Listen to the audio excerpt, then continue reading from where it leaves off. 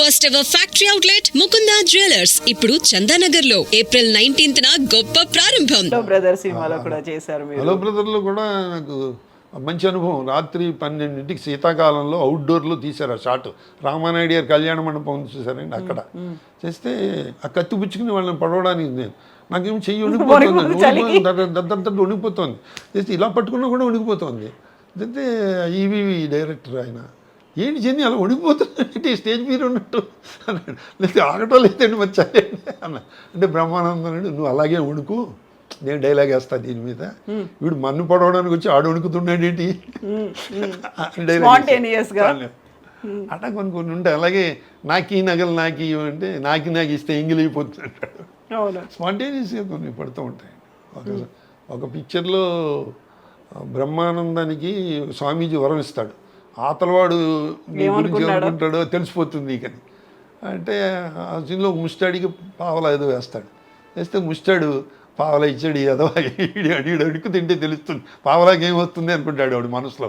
వీడికి తెలిసిపోతుంది, వీడు కొడతాడు. అంటే నేను ఆ దారిని పోయే పెద్ద మనిషిని. అయితే ఎందుకంటే ముస్టాడిని పట్టు కొడతాం, ఇది ఏదండి మీకు తెలియదండి, మీరు అనవసర విషయాలు ఇంటర్ఫేర్ అవ్వకండి నన్ను ఎలా అన్నాడంటే నేనేమనలేదు బాబాయ్ అంటాడు ముస్టాడు. ఆ సీను ఇది ఉంది, అయిపోయిన తర్వాత కృష్ణారెడ్డి గారు, జని గారు అయిపోయిందండి మీరు ఆఫీస్కి వెళ్ళాలనుకుంటే వెళ్ళిపోండి అన్నాడు. అంటే లేదు వాళ్ళు సెలవు పెట్టానండి వెళ్ళక్కర్లేదండి. నెక్స్ట్ సీన్ అతనికి పక్కనే బస్ స్టాప్లో బ్రహ్మానందానికి. ఆ బస్ స్టాప్లో ఏంటంటే ఒక అమ్మాయి ఇతను చూసి కిరసనాల డబ్బాకి చెవులు పెట్టినట్టు ఉన్నాడు వీడు ఎవడో అనుకుంటుంది మనసులో. వీడికి తెలుస్తుంది కదా, ఆ అమ్మాయితో గొడవ పడతాడు. నేనేంటి వెళ్ళిపోమన్నారు, ఏంటి ఇంకింటి పెడతాం, బ్రహ్మానందం చేస్తున్నాడు కదా అని అక్కడికి వెళ్ళాను నేను. అంటే బ్రహ్మానందం అన్నాడు, నేను ఎక్కడికి వెళ్తే అక్కడికి వస్తావా అన్నాడు. అంటే నువ్వు ఎక్కడికి వెళ్తే అక్కడ గొడవ పడతావా అన్నాను నేను. అంటే ఆయన కృష్ణారెడ్డి గారు మా ఇద్దరు మాటలు విని, ఏమండి ఈ సీన్లో మీరు కూడా రండి, యాసిటీజ్గా ఇలాగే చేయండి ఇద్దరు ఇదే ఇలాగే చేయండి అన్నాడు. అట్లా కొన్ని భలే ఉంటాయి మా గుర్తు సింక్ అయిపోతూ ఉంటాయి. అందులో నటుల మధ్య కోఆర్డినేషన్, ఆ ఫ్రెండ్షిప్ అనేది కూడా బాగా కలిసి వస్తుంది కదా. తర్వాత ఆ డైరెక్టర్కి అభిరుచి కూడా ఉంటుంది. ప్లస్ ఆ సీన్లకి ఎక్కడ ఇబ్బంది, నెక్స్ట్ సీన్కి ఇబ్బంది పడితే యాక్సెప్ట్ చేయరు. నెక్స్ట్ సీన్ మనకు తెలియదు, వాళ్ళకి పూర్తిగా స్క్రిప్ట్ కంట్రోల్లో ఉంటుంది. నిజంగా ఆ థ్రిల్ అనుభవించకపోతే ఏమి మొన్న నేను చెప్పాను కదా, అమలాపురం వెళ్ళాను లాస్ట్ మంత్, ఈ బంగారు మురుగు దానికి నేను లెక్కల మాస్టర్ని, ఆ బామ్మగారికి హెల్ప్ చేస్తూ ఉంటా. చెప్తే నేను ఏమండి పేపర్లు దిద్దుతూ ఉంటారు మీరండి, డైరెక్టర్గా చెప్పారు, పేపర్లు దిద్దుతూ ఉంటారు ఆవిడ వస్తుందండి అని. అంటే దిద్దుతుంటే చిన్న గ్యాప్ వస్తుంది కదండి ఆవిడ వచ్చే లోపల. ఈ లోపల ఖాళీగా ఉన్నాం ఎందుకండి, ఓ పేపర్ తీసుకుని అడ్డంగా ఇంటి పెట్టేసి, ఈడు రాత బాగలేదు మళ్ళీ పరీక్ష రాయమని, మళ్ళీ పరీక్ష రాయాల్సిందే, ఈడు రాత బాగలేదు మళ్ళీ పరీక్ష రాయాల్సిందని వేసాను. బాగుందండి ఇది బాగుంది, మా అబ్బాయి జాతకం చూసారా అని అడుగుతుంది ఆవిడ. చేస్తే నేను చూశానమ్మా, చేస్తే 100కి 100 మార్కులు వేసేయచ్చన్న, స్క్రిప్ట్లో లేదు, మీరు లెక్కల మాస్టర్ కదండి బాగుంది వేసేయండి అన్నాడు ఆయన డైరెక్టర్ గారు.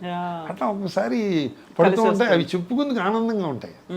సో ఇప్పుడు మీరు పెద్ద హీరోలతో చేస్తున్నప్పుడు ఆ చేసేది చిన్న రోల్ అయినప్పటికీ, ఒక సీన్ రోల్ అయినప్పటికీ కూడా ఉండేటువంటి కొన్ని మెమరీస్, నాస్టాలజిక్ మూమెంట్స్ అనేవి ఉంటాయి కదా. ఒకసారి మళ్ళీ నెమరేసుకుంటే ఏ సినిమా గురించి మీకు టక్కున గుర్తొస్తుంది? ఇది ఎక్కువ ఇదే మన ఎమ్మెల్యేలండి. ఎమ్మెల్యేల్లో వాళ్ళు దెబ్బలాడుకుంటూ ఉంటారు, భరణీను ఆ అమ్మాయి హీరోయిన్ ఇద్దరు. ఇస్తే నన్ను కూడా రమ్మన్నారు డైరెక్టర్ గారు. అయితే సార్ నా చేతిలో గద పెట్టారు. గద పెడితే సార్ నేను ఓ పని చేస్తాను సార్ అన్న. ఏమిటన్నా అంటే గదని ఇలా కృష్ణుడిలో పెట్టుకుంటాను సార్ అన్నాడు. ఈడెవడో అంటాడు, కృష్ణమూర్తి అంటాడు. అంటే బాగుందండి అలా ఉంచండి. ఆ ప్రొడ్యూసర్ గారు ఇప్పటివరకును కిషోరాటి గారు నన్ను గోపాలకృష్ణ గారు ఎలా ఉన్నారు, కృష్ణమూర్తి ఎలా ఉన్నాడని పలకరిస్తారు నన్ను. ఆయనకి అంత బాగా ఎక్కేసింది. అలాగే ఆ రౌడీలతో పాటు రమ్మన్నారు నన్ను, నేను ఎడిటర్ని కదా, నాకు ఒక ప్యాంటు చొక్కా వేసి రౌడీలతో పాటు రమ్మన్నారు డైరెక్టర్ గారు.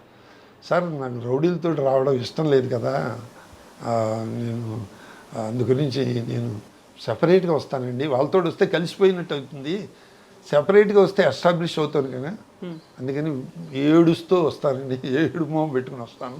నెక్స్ట్ డైలాగ్ ఉంది కదండి, హాయిగా ఫ్యాన్ కింద కూర్చొని రాసుకునేవాడిని, ఈ ప్యాంట్ ఏమిటో ఈ షర్ట్ ఏంటో రోడ్ల మీద తిరగడం ఏంటో అది డైలాగ్ ఉంది కదా సార్, అందుకని సెపరేట్గా వస్తానండి, అప్పుడు ఎస్టాబ్లిష్. బాగుందండి, ఆలోచన బాగుంది, వాళ్ళతో రావడం నాకు ఇష్టం లేదు కదా అని. అలాంటి కొన్ని కొన్ని స్పాంటేనియస్గా కొంచెం మంచి భలే ఉంటాయి, ఆ థ్రిల్ ఉంటుంది. ఒకవైపు నాగార్జున గారితో చేశారు, మరోవైపు ఇప్పుడు అల్లు అర్జున్తో చేశారు. నాగార్జున గారితో అండి ఆయన సీరియల్ చేశారు, ఏదో ప్రేమ అనుకుంటాను. వాళ్ళు హాస్పిటల్ సెట్ వేశారు అన్నపూర్ణ స్టూడియోలో. అయితే నేను హీరోయిన్ ఫాదర్ని అండి. చిన్నప్పుడే మదర్ పోతుంది. ఫస్ట్ డేనే ఆ అమ్మాయి ఎంబీబీఎస్ చదువుతూ ఉంటుంది అన్నమాట హీరోయిన్. అయితే ఫస్ట్ డేనే నేను అమ్మాయికి తాలింపు పెట్టి ఎంత చేసి వంట చేసి బాక్స్ సర్దిస్తానమాట. తల్లి లేని పిల్ల కదా. ఆ అమ్మాయి ఎవరో డైరెక్టర్ అమ్మాయి పేరు మర్చిపోయాను, రాఘవేంద్ర గారి దగ్గర అసిస్టెంట్గా చేసేది అమ్మాయి, ముస్లిం గర్ల్ ఏదో అమ్మాయి పేరు మర్చిపోయాను. జెన్ని గారు దగ్గండి అంది. దగ్గండి అంటే నేను దగ్గరండి అన్న. ఏమన్నా దగ్గితే ఫోటో పెట్టి దండేసేస్తారండి ఫస్ట్ సీన్లోనే.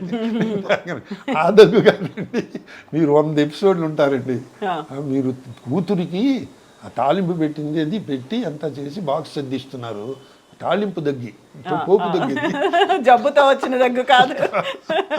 అలా అయితే దగ్గుతానమ్మా, ఎంతసేపు అయినా దగ్గుతాను.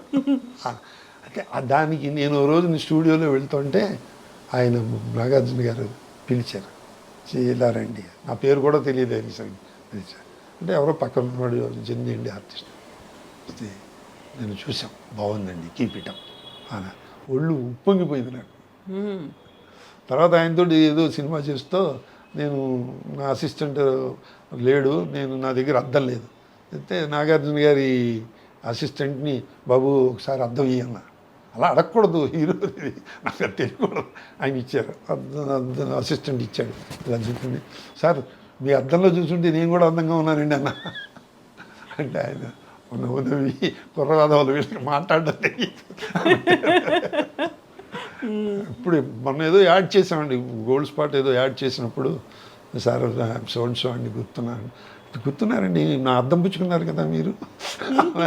అద్దం సీన్ కూడా గుర్తుంది. అయితే అలా కొన్ని మంచి మృదుస్థుతులు ఉంటాయి. సన్ ఆఫ్ సత్యమూర్తి సినిమాలో అల్లు అర్జున్తో కలిసి చేశారు మీరు. బ్యూటిఫుల్ సీన్ అండి అది.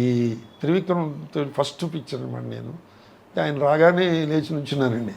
లేచి నుంచుని సార్ నా పేరు జెన్నీ అండి, స్టేజ్ ఆర్టిస్ట్ అండి అని నా చెప్పుకోబోతున్న బయోడేటా అన్నీ తెలిసే మీకు వేషం ఇచ్చాం, మీరేం చెప్పక్కర్లేదు కూర్చోండి అని. మీకు కథ చెప్పారా, సీన్ చెప్పారా అన్నాడు. అసిస్టెంట్ డైరెక్టర్ నా సీన్ ఒక్కటే చెప్పాడు, కథ నాకు తెలియదు. కథ ఎందుకు చెప్తారు వాళ్ళు, చెప్పరు కదా. అయితే చెప్పలేదండి అంటే అసిస్టెంట్ కోపడతాడు అని భయం. అప్పుడు కొంచెం అనుభవం వచ్చింది. అంటే ఇలా ఆవు తోకతోటి ఊపినట్టుగా ఊపేశారు తలంతా. తలతోటి అబద్ధం అంటే తోకతోటి నిజం చెప్పిందని, ఎందుకంటే తోక ముట్టుకుంటే పుణ్యం అంటారు. అలాగా ఆయనకి అర్థమైపోయింది. చేసి ఆయన సీన్ మొత్తం చెప్పి, అంటే సింపుల్గా చెప్పి, అతనికి గొప్ప ఆస్తిపరుడు అండి, ఆస్తి పోగొట్టుకుంటాడు, ఇట్లా అద్దెకి వస్తాడు మీ ఇంట్లో, మీరు వ్యంగ్యంగా మాట్లాడతారు, మీరు విలన్ కాదు, వాడి కోపం వచ్చేలా మాట్లాడాలి, చేస్తే లాక్ కొడతాడు లాస్ట్లో. అయితే అప్పుడప్పుడు వస్తూ ఉండండి మాకు సరదాగా ఉంటుందంటాడు. అదండి సీను అని చెప్పి మొత్తం అంతా చెప్పాడు ఆయన. అంటే అలా అని చెప్పి విలన్ అనుకోకండి, హీరోని తిట్టరు, చాలా సెటైర్గా మాట్లాడతారు, వ్యంగ్యంగాను. మీ నాన్న జేబులో రూపాయి ఉంటే 100 రూపాయలే పెట్టేవాడు, అనుభవించారు భాగం. వాడిని కెలుకుతున్నట్టుగా హీరో అర్జున్ అనమాట. ఆ సీన్లో లాస్ట్లో కొడతాడండి. రిహార్సల్లో పర్ఫెక్ట్గా కొట్టాడు ఆయన. టేకులు వచ్చేటప్పటికి ఆయన వేలు నా గ్లాస్కి తగిలింది, వెళ్ళి కింద పడిపోయి బద్దలైపోయింది, గ్లాసెస్ పగిలిపోయింది. టేక్ ఓకే అయిపోయింది. చేస్తే ఆయన అల్లు అర్జున్ చేసి సారీ సార్ లేదండి యాక్సిడెంటల్గా అయింది ఇది అది. వాళ్ళ అసిస్టెంట్ పిలిచి నేను కళ్ళజోడు కొనిపెట్టు అంటే వద్దండి నన్ను తీసుకోవాల్సిందే, పెద్దవారు మీరు, నా చిన్నప్పటి నుంచి చూస్తున్నాను మిమ్మల్ని, ఇది అది అంటే. కొట్టినవాడికే వరం ఇచ్చే యోగ్యత కూడా ఉంటుంటండి, మీరు ఒక వరం ఇస్తే మీ డబ్బులతో కొనుక్కుంటాను. ఏం వరము, మీరు వేసే ప్రతి సినిమాలో నాకు చిన్న వేషం ఇవ్వాలండి